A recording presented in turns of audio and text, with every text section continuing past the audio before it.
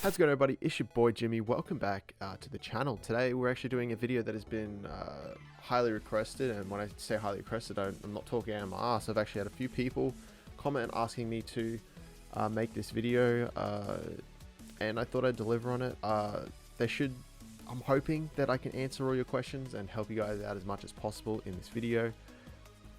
These tips are not going to be in any particular order. They're just going to be in the order that I thought of them. There are 10 in total with one freebie at the end, and I think they're all very important. And for any new player or anyone that is looking to pick this game up, I think that these are all tips that you should keep in mind when going into the game.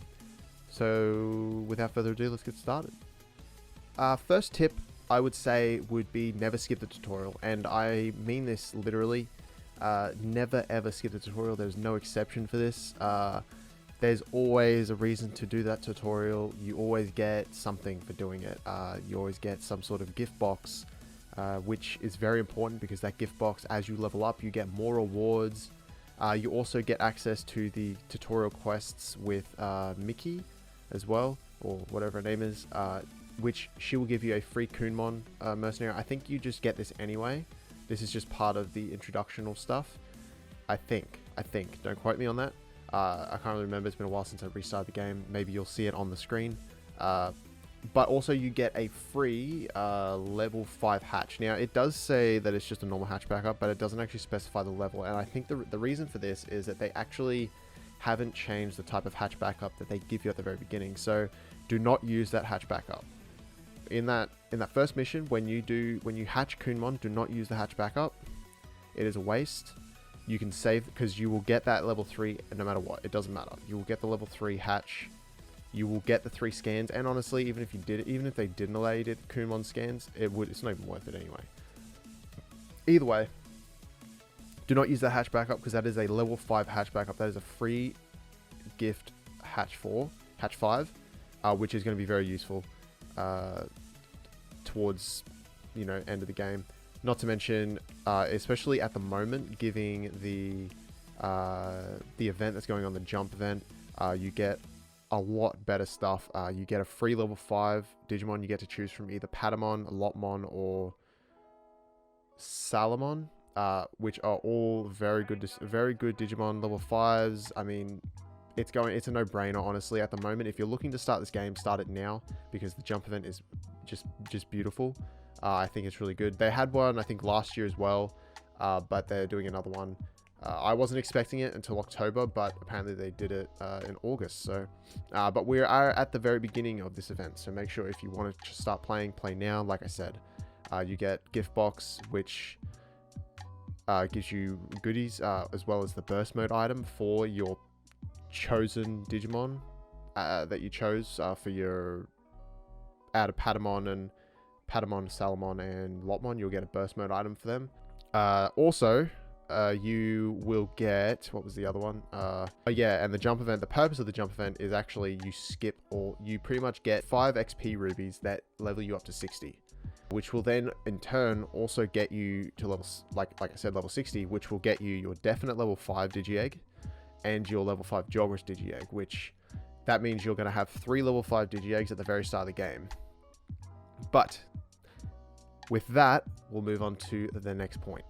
Second tip, the next tip, like I said before, you get the 3 level 5s at the very start of the game, which can be great. You might get shafted, you might get a bad one, you might get a bad roll for those 2 definite level 5 and the Joggerus. But either way, you're going to get 1/2 of a Joggerus at level 5, which is pretty much all you need. And you're going to get the definite level 5, which could potentially be something actually decent. But that brings me to my next tip, which is don't worry about mercenaries. Now, it might seem a bit counterproductive considering you're getting these level 5s, but I wouldn't worry about them yet. I say this mainly because this is just a general tip. If you start after the jump event, I would still recommend this tip as well. But even with the jump event, I still recommend it, just because the starter is all around just a good Digimon to just keep going with, for the start of the game at least. It doesn't, so for example, because then it doesn't require you to spend money. Now, obviously with the jump event, you don't need to spend money in those level 5s, but you will need to level up that starter eventually anyway, especially for dungeon grinding, but I'll get into that in a sec. So focus on the starter. The reason for this is, like I said, it's just a decent Digimon, and its burst mode Digivolution is free. So with most burst mode Digimon, you need to expand a certain amount of accelerators. Now with your starter, you don't need to spend accelerators on the burst mode, which makes it perfect for dungeon grinding or just in general grinding of loot, whatever, data, seals, whatever you want to grind. Their burst mode, once you max out their levels and stuff, the burst mode for the starter is just a good grinding machine. Like I said, doesn't cost anything to burst mode, which means you're not expanding accelerators. Now, that's not to say accelerators are expensive, but I mean, why not, really, if you can? At least for the start, you know, at least for beginners, I would recommend just sticking with your starter. Don't overcomplicate things by going into other mercenaries. If you get, for example, if your first if you're definite level 5 or your level 5 Joggerus is a Digimon that you are absolutely in love with and you love that Digimon and you just want to use it, then hatch it, go for it. But I would still recommend leveling up your starter first, personally. But you play the game how you want to play it. That's the best part about MMOs. You play how you want to play. I would just recommend sticking to your starter for the start of the game at least. But yeah, that will bring us to the next tip. Next tip 3 is do your dailies. For starting players, I cannot recommend enough to do your dailies, even though you may not think, and when I say dailies, I mean your daily quest on File Island for beginner players. Great XP, especially for, you know, when you're starting out and you don't have access to some of the higher level areas to grind. File Island dailies are just really good. I pretty much did my File Island dailies every day for like a whole week. I would do my File Island dailies to level up my Digimon, and that was it. But this was before I figured out better ways to grind, but I would still recommend it because you do get good amounts of XP. But anyway, do dailies. That's cool. Make sure you do arena. Make sure you do your arena every day. You may not be like a perfect level, but you get rewards just for participating. So if you if you walk up to the arena area, you get your daily tickets, you do both of them, just go as far as you can, you still get participation, which means at the end of that arena season, you will still get the rewards just for participation. You could literally fail on the first go, you would still participate. It is difficult to fail on the first go. You'd have to be literally level 1, and I think you'd have to be like a very low level to be able to fail. But yeah, I would recommend doing arena every day. You get rewards. They're good, decent rewards, especially for new players. I can't recommend that enough. 3-hour playtime, especially during these times, this time of the jump event. At the moment, for this whole month until the 25th of September, so I'll try and get this video as soon as possible so you guys don't lose any time if you've been looking at doing this game. The jump event has currently got out when you have played for 3 hours a day on, I think it's, now correct me if I'm wrong, I believe it's Monday, Wednesday, Friday, sorry, it's Tuesday, Thursday,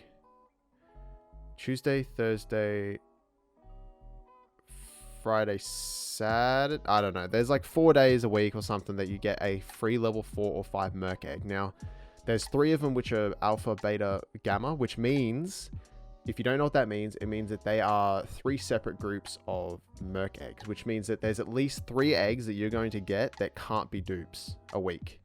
So that means you're going to get at least 3 unique. Now, the 4th one is a Joggerus egg. So I don't know what the likelihood there is. I think there is a small likelihood you could get a double up, but the amount of eggs that you could get from those randoms, the chances of getting it is still very low anyway. But so you are at least guaranteed 3 unique Digi Eggs a week. The other 3 days you get free hatchback up level 4 to 5s.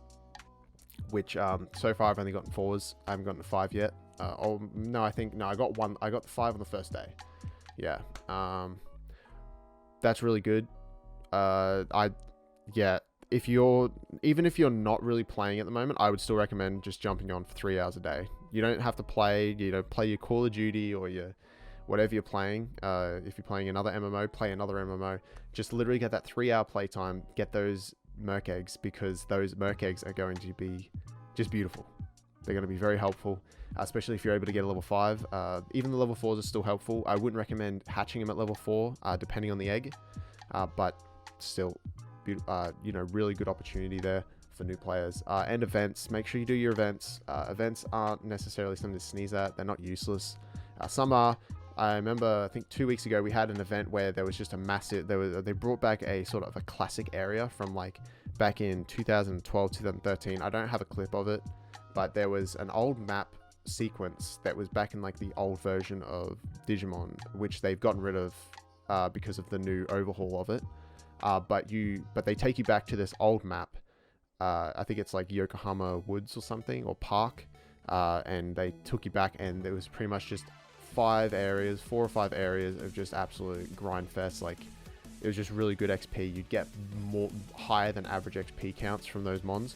Unfortunately, that is over now, but that is just an example of events that can happen in this game, and yeah, I would recommend that. Next tip. I also apologize if I'm talking way too fast. I'm trying to take breathers. I'm doing these in parts, so but there's just a lot of information that I'm trying to get out there, so tip number 4 is until you get to Tokyo Diver or late game, stay mostly free to play. If possible, don't dump hundreds of dollars into a game you've only just started playing, because DMO can be expensive, and that is just the sad truth. But that's the same with any MMO. ESO has its crates. There's other games that have loot box systems, just cool little things that you can buy in the store that do absolutely nothing, but they just look cool. And that is pretty much the same thing here, but with the event for new players and stuff, there's really no reason for you to spend money unless you're just someone that likes to spend money just to spend money. But at this point in time, with our current pandemic that's going on, not a lot of people have money to spend. So I think that if you're looking to play this game, now is the best time to start playing, because you get, like I said, a bunch of free stuff that normal people would usually have to pay for. We would have had, for example, the stuff that we're getting now, we would have had to pay for a month ago, and it wouldn't have been cheap to get them to level 5 or get even a level 4 merc egg. So now is a perfect time to do it. Either way, like I said, until you get to Tokyo Diver, stay free to play. You're going to see a bunch of players running around with transcended level 5 Digimon that are just glowing with like darkness, like shadowy aura and shit, and you're going to think, holy shit. Or you're going to see a Zwart Omnimon D, black or something, black form or whatever, and you're just going to think, I want that and I want to buy it. And then you're going to compromise, because you're not going to be able to get level 5. You're just going to get level 3 or 4, and it's just going to be useless. So don't do it. Don't do it to yourself, because it's not worth it. And speaking from experience of someone that has spent that within the first month, this is a do as I say, not as I do sort of moment. Within the first month, I had probably spent about $200-300 on the game. Now, I played this game in the past, and I get on and off all the time, so I know that I sort of do enjoy this game. But for someone that is just jumping into this game, I can't stress this enough not to spend money if you don't need to. Now, there are caveats or exceptions to this rule, which is if you want to get like a tamer, for example, because obviously not everyone wants to play as Marcus or Thomas or the chick, I can't remember her name, Sayu or Sora. I don't know, it's not Sora, but either way, if you're someone that doesn't want to play as those three, if you want to get a tamer, go for it. They just released 3 new tamers that you can pick from the tamers thing. I think it was Takato, Henry, and Psycho, maybe the one with Renamon. So yeah, and you also get a free Gilmon, well, not a free, but you get an extra Gilmon egg, Terriermon and Renamon with their respective tamers. Same with, the original season tamers. So if you want Tai or whatever, you also will get an egg for their unique Digimon. So, I mean, if you want to do that, go for it.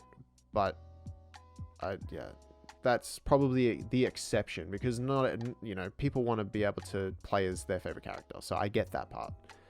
But as far as the Digimon and stuff, try not to, because Digimon mercenary eggs especially when you're trying to get to level 5, can be an absolute money sink. Especially because they don't sell hatchback up level 5s. The only way to get hatchback up 5s is if they, for some reason, like last month, miraculously start selling them in the store, and even then they're still like $6 each. So they're not cheap. Either way, they are not cheap. And level 4s are just not quite worth it anymore, unfortunately, because of the Transcendence system. It's just, yeah. Anyway, we're about to get into that though. So next tip. Tip number 5. I can't believe we're only up to 5. I hope this isn't going to be a long video. Either way. Level 4 or 5. This topic is very, very... It's hard to pick. Depends on the Digimon. Now, there's a system in this game where you can get extra Digimon, which you've probably heard me just talk about in the past minutes of this video. Now, there are there's 3 different categories of Digimon when you hatch them. There's level 3, 4, and 5. Level 3 is absolute trash. They're worse than your starter Digimon. Not by much, though. Level 4, better than your starters, but not quite worth it, depending on the Digimon, like I said. Level 5 is always what you want to try and go for. If you can get level 5, go level 5. But like I said, there are exceptions. So I will get to those exceptions. So the exceptions for this rule is the Jogress pairs. So if you're someone that wants to actually go for Jogress, and if you don't know what Jogress is, which I realize I haven't explained, Jogress is Digimon like Omnimon or Omegamon, what's it called? Imperial Dramon, Fighter Paladin mode. Well, you're just Imperial Dramon in general, actually. What's another one? I'm blanking. Bolt Budamon, which is the one between Piedmon and Myotismon. Bancho Chaosmon, the Bancho Leomon one, but that's not actually in the game yet, so yeah. Either way, these are the exceptions. So what I would recommend, if you want to try, if you are one of those people that don't really care too much, go for it. But I would recommend only getting one of the pairs level 4 and one of them 5. At least this way you have an option for getting 1/2 of your Jogress, because the way Jogress works is you actually have to have both of the Digimon in your party to use Jogress, and they both need to have the slots awakened. Some are free, some are not free. They both need to be awakened though. So for example, Omegamon, you have to have both Olgamon and Garbamon in your party at level 65 or something. They have to be both 65, and they both need to have the Omegamon slots unlocked, which you get from quests from Kalumon at Dat Center. Now, what was I going to say? Getting level 5 is important because level 5 allows you to transcend, and transcendence is sort of meta now, unfortunately, because late game stuff, if you plan on being someone that actually wants to get to the late game, you might as well spend the time now you might as well get the level 5 now rather than have to get it later on. So if you can at least get 1/2 of those level 5, then at least you can, because once you max them out, you can, okay, so the reason I say this is because the way that these Jogress pairs work is it's the lowest level Digimon of the pair that is able to do the Jogress evolution. So if you've got an Agumon that is level 81 and you've got a Gabumon that is level 79, the Gabumon will be the one that gets Omegamon.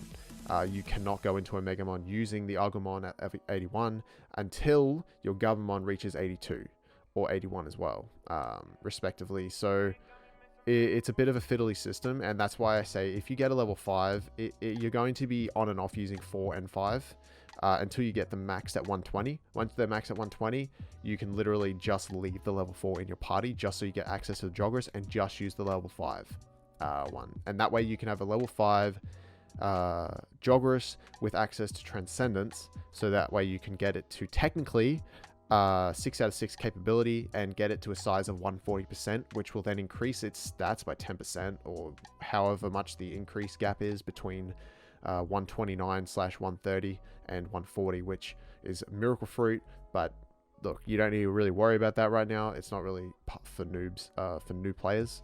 But however, even though I've said this, it is difficult to grind tamer levels or XP. So there are going to be situations where you're going to just need to hatch these lower levels, just so that you can at least have a Digimon to train up in levels, so you can get more XP for your tamer. Because you pretty much, to get your tamer to where you need to be for Tokyo Odaiba or Server Continent, you need to get them to like level 74, and the gap between the XP gap between 70 and 74 is a lot different than any other sort of thing, because that's when the XP climb definitely starts to pick up. So having those extra Merc eggs that you can sink XP into for the grind is very helpful. Like I said though, it just depends on what you get. Digimon I wouldn't recommend doing level 4, under level 5 is Vidramon, because Vidramon gets access to Vidramon, All Force Vidramon X, and also gets Magnamon X, and Magnamon X has an AoE, and you want that to be as powerful as possible, especially because it's not exactly the strongest attack. So, but Digimon like that, you sort of want to look these Digimon up before you hatch them, so that you know sort of what you're doing. But if it's a Digimon like, what's a sort of just a basic Digimon that, I mean, you could just get away with, yeah, I don't know, something like, actually something like just Vmon. Honestly, you can get away with just getting that at level 4, because Imperial Dramon is pretty decent either way. It's a, I think that's a solid choice. Gilmon's another one that you could probably get away with at level 4. Yeah, just, there's the, Terriermon, just lower level ones that don't really have like a purpose necessarily. It just sort of depends on your preference, I guess, for that part. But anyway, next tip. So tip 6 is sort of a quick one. It's just pretty much don't waste money on Tokyo Odaiba or Server Continent transport. Just don't, because you'll get there for free anyway, just by progressing in the story, and there's really no reason for you to go to those areas until you're actually able to do stuff in them. Tokyo Odaiba is a late game sort of area. You don't really want to go there until your Digimon is in its hundreds. Probably, I would say 1.5 to 110 at least, but it depends again, like I said. low hundreds is also acceptable, obviously, because that's where you're going to grind from 100 onwards anyway, for the most part, because you get access to Tokyo Odaiba at 81 or 85, one of the two. So I'd recommend not paying for those, because Tokyo Odaiba is 1T and Server Continent is 100 mega. Honestly, don't even bother spending it, because Server Continent you get to for free by completing File Island and the Devimon raid, and Tokyo Odaiba you will get for just completing Server Continent and the Edamon pyramid puzzles and the Myotismon stuff in the Server Continent pyramid area. So they're all unlockable for free, and there's really no reason for you to go there until you actually get them. And once you get them, you will then be able to just go there for free with your jump boosters, assuming that you have jump boosters. But you should, usually, if you're playing the game from a noob, you should get like 100 from the very start, and you'll get more as you level up. Yeah. So tip number 7. Unfortunately, I've sort of already covered this tip. I didn't mean to within number 3, because I sort of went on a rant. But I'll just reiterate it. During the jump event, which is going on right now, new players, make sure to go and get on for 3 hours a day. Even current players that have been playing the game, just get on for 3 hours. Just get on for those 3 hours. Get the level 4 and 5 Merc eggs and the hatch backups, because those are not cheap when you buy them yourself. So yeah, it's an absolutely beautiful thing, and for new and existing players, and I cannot recommend doing that enough, honestly. Next tip. Tip 8. Now this is a bigger one. When you're doing grinding, party up. Party up when you're grinding XP. XP is shared when it's XP when you're in a party is shared between the party. Now I will preface this before I continue. You want to try and stick to a party where everyone is around your Digimon level. So if you're 60, you probably want to be staying between. If you're Digimon, not Tamer, Digimon. If your Digimon level is 60, you you don't want to go lower. You don't want to have people in your party with Digimon lower than 58 or higher than 62 or 63. You probably want about 2 or 3 levels. You don't want to really be going lower than 2 or 3 levels either way, because then they start taking more XP from you and giving less XP. Like, it's just the XP thing gets all messed up, and it becomes a little bit more annoying to sort of grind. But it does make the experience 100% faster and enjoyable. When you're wanting to do these party things, just so you know how to, I guess, request a party in the chat. When you want to be invited to a party, you just type in LFP level and then the level of your Digimon. And then you type that in and you just send that through the chat, and wherever you're grinding, people should just if the people are grinding there as well, people will just invite you. This is a big thing because I didn't know about this stuff until I didn't really even know what LFP level whatever meant until like 50 hours into the game, because I didn't really pay attention to it. If you're already in a party, or if you're looking to make a party, you just need to, and you're looking to fill slots, it's LFM, so looking for members, level of the average level of the Digimon in your party. So if you've got a level 58, a 60, and a 61, the average level for that would be 60, roughly. 60. You would usually go the lowest, so you'd go 58 plus. So you'd go the lowest level in your party and you just go plus, so 58 onwards. That's what you would go for the level. And then you send that through, and also before you send that through, make sure you put how many members are in the party already. So after you put the level of the average level, put however many people in your party out of 4. So if there's 2 people in the party already, go 2 out of 4, and then that way people know that there's 2 slots left. And also it's for people that want bigger parties. So instead of being invited to a party that's literally only got 1 person in it, so there's only 2, if you put 3 out of 4, they're like, oh, that sounds really good, and they'll whisper to you, because then there's more people in that party, which means more XP shared, which just means like faster grinding. Next tip. If I'm skipping over everything, please do let me know in the comments. If you guys got any tips of your own, please feel free to put them in the comments. I will heart them or whatever, and they'll hopefully be seen by people, so that there's other tips. Anyway, tip number 8. Next tip would be, when you're out doing your grinding on File Island or wherever you are, make sure you pick up all your items. So pick up your eggshells, your eggs, your orbs, whatever. The orbs, orbs are for equipment slots, but at lower levels, I feel like it's sort of, you're just wasting. I feel like you're just sort of wasting money and stuff, equipping low level orbs to your equipment, but sort of depends. Equipment is very important because it increases your stats.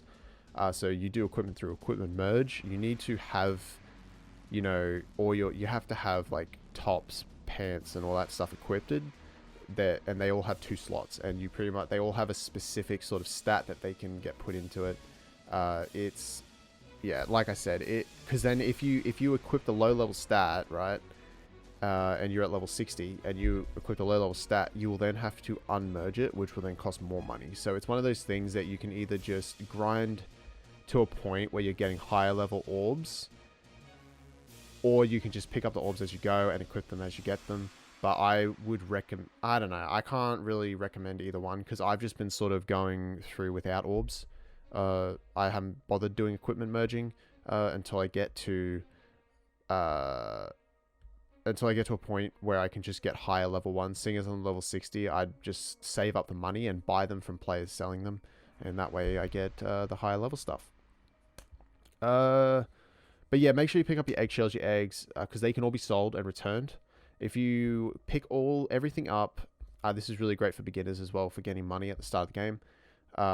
If you pick everything up as you do your File Island dailies, and you pick all it up, whatever, You could honestly, and especially Waterfront, if you could have anywhere between 100 mega, which is currency, 100 megabytes, between 100 megabytes and 500 megabytes, which is a lot. It might not sound like a lot, but it is. 100 between 100 and 500 is a fair amount for a beginner player. So yeah, you can get a lot of money, and it's worth it.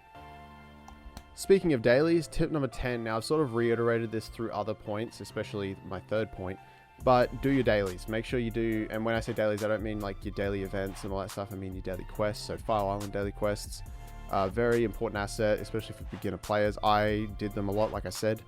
I don't want to go too much on this point because I've already covered this in ranting and other points. But you get a lot of XP. You can get between 600k XP and 2 million XP per quest for your dailies. The higher XP is usually for your raids like Kawagamon, Meramon, Ogamon, stuff like that. You get your higher XP for that sort of stuff, but it is still worth it, I would say, especially for new players, because it is difficult to get. Once you get your Digimon to like 80, not 80, we'll say like 75, 80. Once you get him to that point, it is difficult to sort of, when you're not really too sure what you're doing, it is difficult to bump him from like 75 to into his 80s. So it is sometimes beneficial to just run through your dailies, because you'll get a lot of XP, and you can get like, you know, you can get like anywhere from like 3 to 4 or 5 levels after doing your dailies, and then you can do a bit of grinding, especially if you're not really wanting to just stand in one spot and sort of just hit a target over and over again for like an hour or two with XP modifiers on. It's sort of a preference based thing, but yeah, that's it for that. If you guys got any questions about anything that I've asked, make sure to keep them in the comments and I will answer all of them. If they're legitimate questions, I will answer them 100%. To the best of my abilities, and if I'm not able to answer them properly through a comment, maybe I'll make a short video on it to address the comment, or I'll put it in my next video, one of the two. But I've also got one extra tip, just a free tip. It's not really, it doesn't cost you anything. It's just subscribe and like the video. Now, tip 11 technically. This is the last tip. I did say 10 tips, but this is just a freebie. Pace yourself, guys. This is an MMO, and like any MMO, it's a grind, which can take from 40 to 100 hours to get anywhere. Especially in this game with places like maze floors, dungeons, like getting into the maze dungeons is the biggest grind. Like my brother, he plays this game as well. I sort of got him into it, but like, I don't know. Him and I were sort of Digimon. We liked Digimon when we were younger, and you know, so we sort of both liked the game. But yeah, he spent a lot of time grinding at maze floors, and the problem with maze floors, getting into the maze floors, is that the quests that lead you down the maze floors are collection quests, and the RNG drop rates on those collection quests are just absolutely shocking. I haven't done them myself because I've been dreading it, but if you want to get a Omegamon, you will have to get down to Maze Floor 2, which can be a grind. So, like I said, pace yourself, guys. Don't, like, burn out, okay? Because even just normal dungeons, some normal dungeons can take time. And just playing the game in general takes time. Just getting from File Island to Server Continent because you need to get to level caps. You need to get to level milestones. And getting from, for example, to play the main quest on Server Continent, you need to get to Tamer 74. Now, this used to be a bigger deal because when I played originally, I didn't have Jump Event. But at the moment, the Jump Event's on. So you can sort of, like, grinding through File Island the first time around gets you from 60 to, like, 65, 66, roughly. So you really only have to get, then, 8 levels. But those 8 levels can take so much time. Like, I'm talking like, dude, I'm talking like 10 to 20 hours of solid gameplay to get those 8 levels, because it's just the XP climb after 70 gets higher and higher, and it just gets more ridiculous. You will get to a certain point where you're not going to worry about your tamer level because it's just too much of a grind. Especially once you get to 100, because now the new level cap is 120. So from 1 to 120 looks like pain. Looks like absolute pain. But yeah, guys, pace yourself. If you're subtle to game burnout, this game, yeah, like I said, it is a grind. And if you crunch out 50 hours in a week and you get burned out, well, if you crunch out 50 hours in a week, you're likely to get burned out, right? And you haven't really even started. Those 50 hours could literally just be getting to Waterfront or getting to the Digimon raid or just touching on Server Continent if you're sort of focused on actually playing the game properly. But Server Continent, like, that's not late game. That's like, you barely scratch the surface still once you got to Server Continent. Like, Server Continent is just part of playing the game. That's pretty much from level 1 to 100 is now just the tutorial. You haven't really started the game. Well, maybe 70 or 80 because you start getting equipment and earrings and necklaces for extra buffs and stuff. But yeah, like, it is a grind. It is a grind, guys. As speaking from experience, I know it can be a grind. And speaking from people that I've spoken to about this game, people have spent much more money and much more time on this game than I have. And honestly, the longevity of this game, it can't be that long. Honestly, I'm gonna be real. I reckon it will be like maybe 3 years until they start either looking at canceling and shutting down the servers or working on a new Digimon MMO, because or at least switching over to a new company, because Game King have been doing a lot wrong, but they've been doing some right things. I think it's mainly just people that are cherry picking and not getting their way, you know, and throwing tantrums in comments and stuff. It is all toxic. There's a lot of toxicity, but like, that is the same with any game community. But final note, I am looking at making an English guild for English speaking players. So if you'd be interested in that, comment. I will be making it based on the amount of people that actually would be interested in joining an English guild, because it is hard to find. Well, not hard, but, well, no, it is. Yeah, it's difficult to sort of find English players because it's not like you're going around the game servers, game channels and stuff, asking, are you English player? Are you English player? Are you English player? You know, especially if you're in Australia, you're probably running along a lot of BR players, because that's just the time zone. Unless you're playing at like 5, 6 o'clock in the morning, you're not likely to run into US players. But yeah, if you guys would be interested in me making a guild, or if you'd be interested in that, let me know. There was a couple people that were interested, but I'm not going to make a guild just for like a couple of people that could just join another English guild, you know.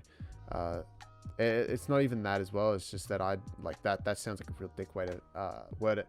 What I mean is, I'm not a reliable player on this game. I don't play this game consistently every day, so I won't always be available. So unless we've got at least 5 to 10 people in the guild, it's going to be sort of just like playing solo anyway, because you're not going to have anyone on, plus time zones and stuff. You know, I'd like to have, if we were to do it, I'd love to do it, but we'd have to have a few people in each time zone. That way there's always someone there that can help you if you need help, you know. But that's it, guys.